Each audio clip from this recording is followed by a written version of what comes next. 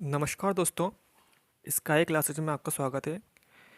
देखिए, आज हम जानेंगे कि ईएमआरएस टीजीटी हिंदी में जो आंसर की आई है, उसमें कौन कौन से क्वेश्चन आपत्ति लायक हैं, किन प्रश्नों पर हम आपत्ति लगा सकते हैं। साथ में हम जानेंगे कि जनरल पेपर में हम किन प्रश्नों पर आपत्ति लगा सकते हैं। हो सकता है मैं आपको इनमें से किसी प्रश्न का प्रूफ भी दे दूं, लेकिन वो प्रूफ आपको टेलीग्राम चैनल पर ही मिल सकता है। लेकिन मेरे पास अभी इसके ज़्यादा प्रूफ नहीं है। जैसे ही प्रूफ आएंगे मैं आपको टेलीग्राम पर उपलब्ध करवा दूंगा। तो आइए जानते हैं कि किन प्रश्नों पर हम आपत्ति लगा सकते हैं।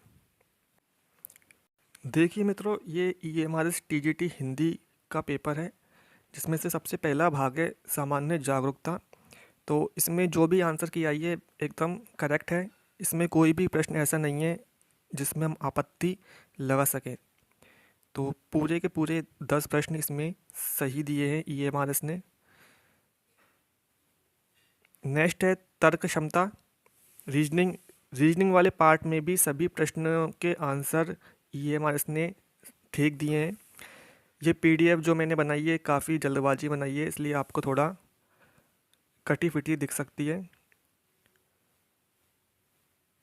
नेक्स्ट है रीजनिंग के बाद में जो पोर्शन आता है वो है आईसीटी। आईसीटी के भी 10 के 10 प्रश्न ईएमआरएस ने ठीक ठाक बताएं। 10 के 10 क्वेश्चनों के आंसर ठीक बताएं। नेक्स्ट है शिक्षण अभिव्यक्ति। ये जैसे कि ये प्रश्न है, प्रश्न नंबर 36। खेल विधि का कौन सा सिद्धांत स्व अनुशासन उत्पन्न करने में सहायक होता है? स्व अनुशासन उत्पन्न करने में सहायक होता है। तो ऑप्शन दिए थे इन्होंने, सृजनात्मकता का सिद्धांत, उत्तरदायित्व का सिद्धांत, पूर्ण स्वतंत्रता का सिद्धांत, क्रियाशीलता सिद्धांत। वैसे देखा जाए तो खेल विधि के ही सिद्धांत हैं सृजनात्मकता, उत्तरदायित्व का सिद्धांत और क्रियाशीलता सिद्धांत।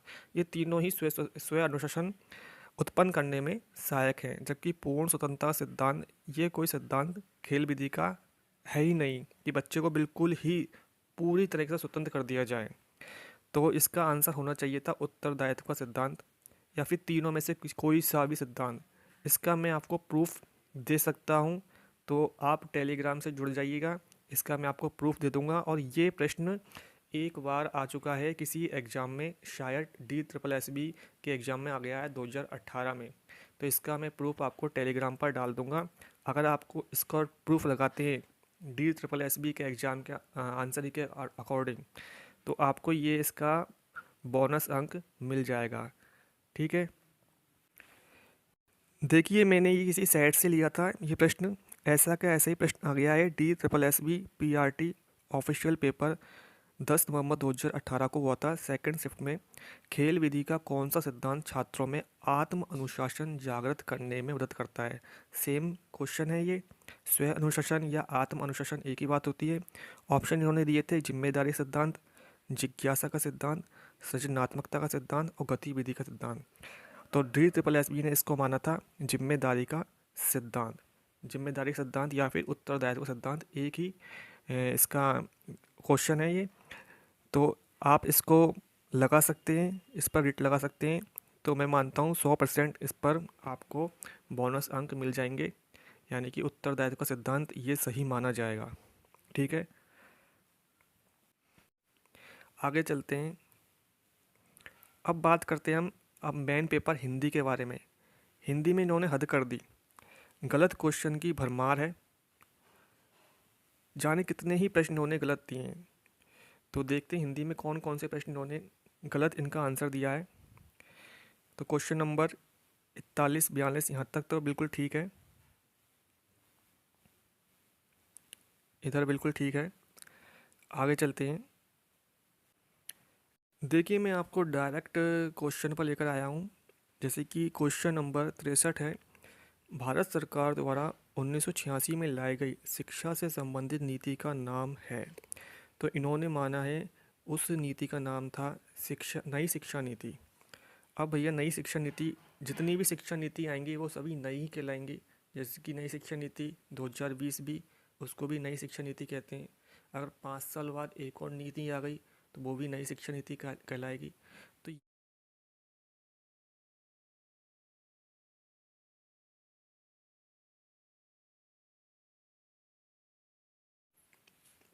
क्वेश्चन नंबर 66, शिक्षा शास्त्र है एक, तो इन्होंने इसका आंसर माना है शिक्षण अधिगम, क्योंकि ये पेडागोजी क्वेश्चन है, इनका प्रूफ मिलना आसान नहीं है। अगले क्वेश्चन की तरफ चलते हैं, जो कि हिंदी का क्वेश्चन है। देखिए क्वेश्चन नंबर 83, निम्नलिखित में कौन सा विकल्प सही नहीं है? तो इन्होंने इसका आंसर सही माना है कम बोलने वाला अल्पभाषी। देखिए इस पर अल्पभाषी और मितभाषी, इस पर भी विद्वानों में बहस छिड़ी हुई है काफ़ी समय से कि इसका आंसर क्या होना चाहिए। कोई इसको अल्पभाषी बताता है तो कोई मितभाषी। कम बोलने वाला इन्होंने माना है अल्पभाषी, यानी कि ये सोच रहे हैं कि कम बोलने वाला मितभाषी है। वैसे इसका आंसर दोनों ही होगा, अल्पभाषी भी और मितभाषी भी। क्वेश्चन नंबर 85, निम्नलिखित में अश्व का पर्यायवाची नहीं है। इस क्वेश्चन पे तो EMRS की झोली भर जाएगी, सभी लोग डालेंगे 1,000 रुपये और झोली इनकी फुल भर जाएगी। देखिए इन्होंने इसका आंसर बताया है तुरंग। तुरंग अश्व का पर्यायवाची नहीं है, ये मानते हैं।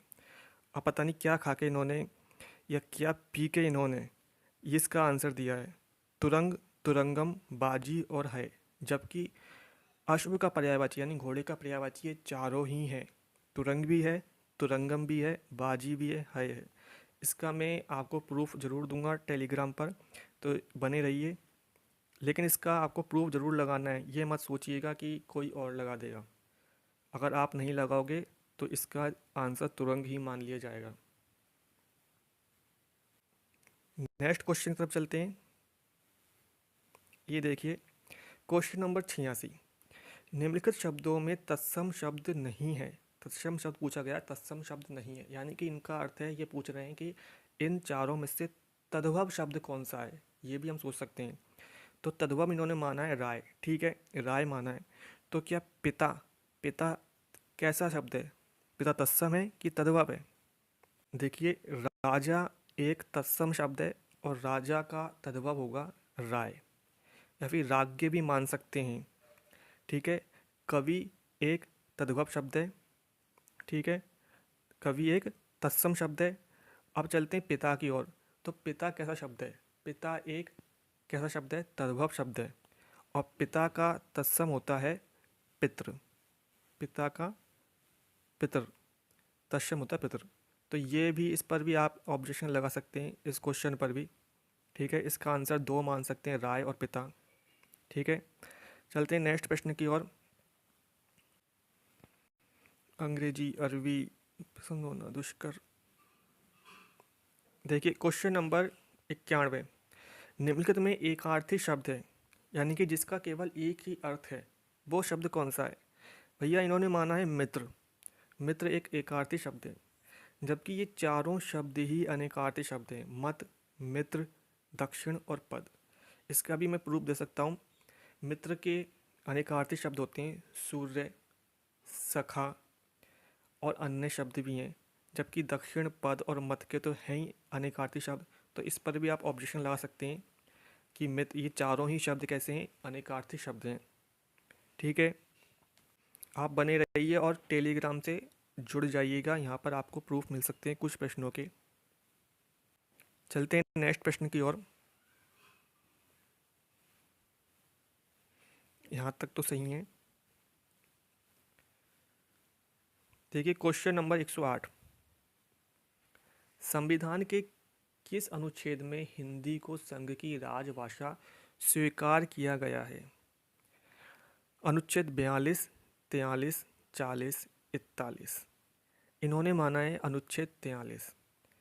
आप में से किसी का ये क्वेश्चन गलत हुआ हो, आपने किसी और ऑप्शन पे टिक किया हो, तो आप इसको आप प्रूफ ले सकते हैं और इस पर बोनस लगा सकते हैं। आपको 100% इसका बोनस मिलेगा, क्योंकि इसका आंसर होगा अनुच्छेद 343 ना।